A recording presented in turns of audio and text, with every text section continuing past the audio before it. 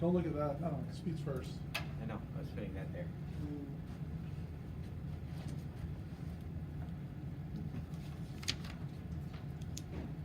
Recently, immigrants have become coming across the border in California, and the U.S. soldiers have been using tear gas and chemical weapons on the immigrants. This is terrible and all, but the news are only using what the U.S. soldiers are doing to the immigrants, not at all what the immigrants have been doing to the soldiers. Because the soldiers haven't had to use the tear gas until the immigrants started throwing rocks and bombarding them and trying to overthrow the border.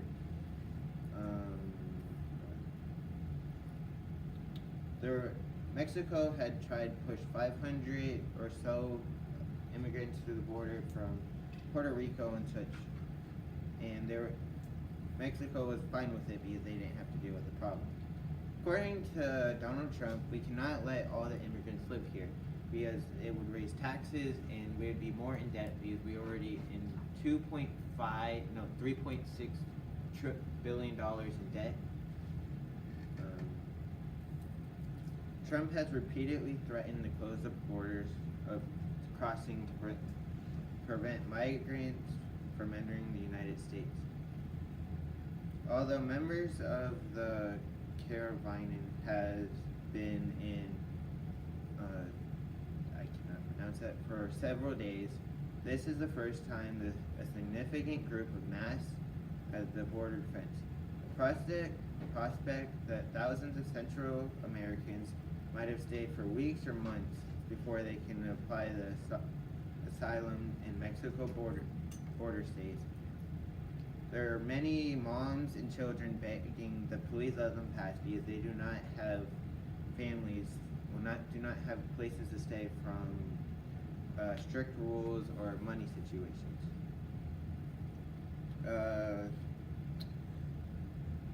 There was this one family that from Honduras that had gangs kill her brother and family, and then threatened her from her family doing bad stuff. These soldiers aren't necessarily doing anything bad. They're doing what they're told to protect the border. And from recent years, immigrants have raised a lot. Let's see, where did I put this? From 1960s, there was mainly European and Canadian immigrants coming through the border. But recently, other Latin Americans and Southern East Asia has risen up from 4% to 27% of the immigrants. And from Europe and Canada, it went from 84 to 13%.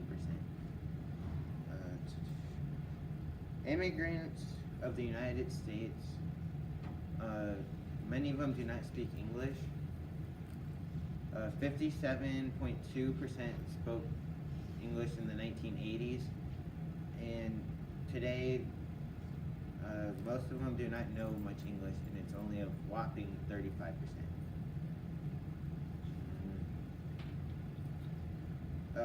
Second year generation immigrants has went down, and first year generation immigrants have went up.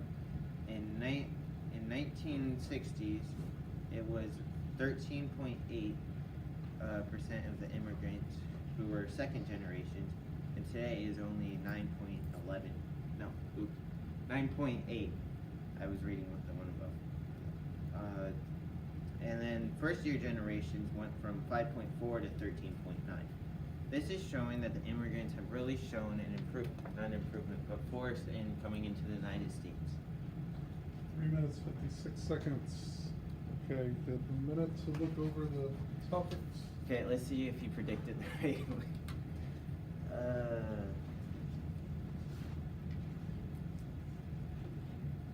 Yeah, you were right.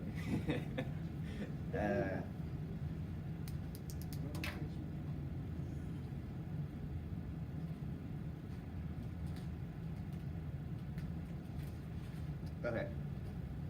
You got a full minute to think about it. It's up to you if you want to go earlier.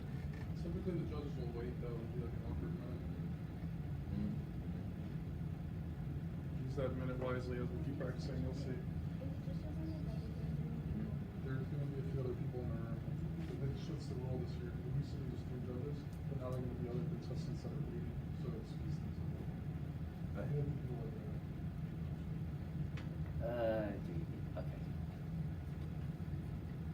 I'm just going to move this out of the way.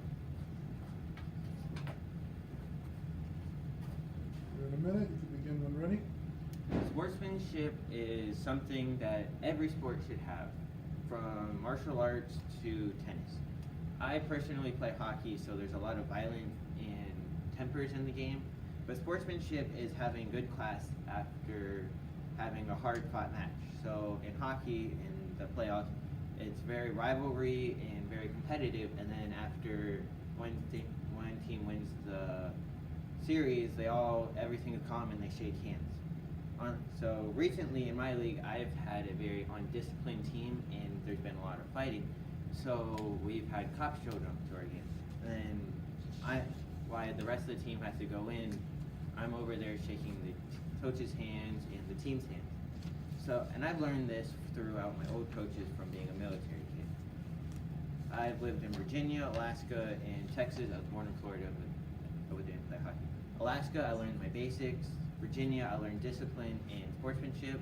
And in Texas, I've learned to stand by myself and be a leader. In boxing, there's a whole bunch of fighting and everything, and then after the game, they usually shake their hands, and there's not much fighting after the game. Tennis, there's not a lot of competitiveness, but always after the game, at the end of the game, they always shake hands. Sportsmanship is a really huge thing in sports, which is why I personally like it, because there's actually respect, and not everyone has to be mean to each other. Sportsmanship is very important, and everyone should learn to have it.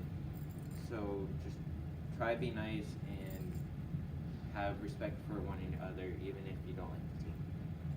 1 minute, 49 seconds. Can you read out the prompts? Define sportsmanship and describe a situation where you witnessed sportsmanship in your life.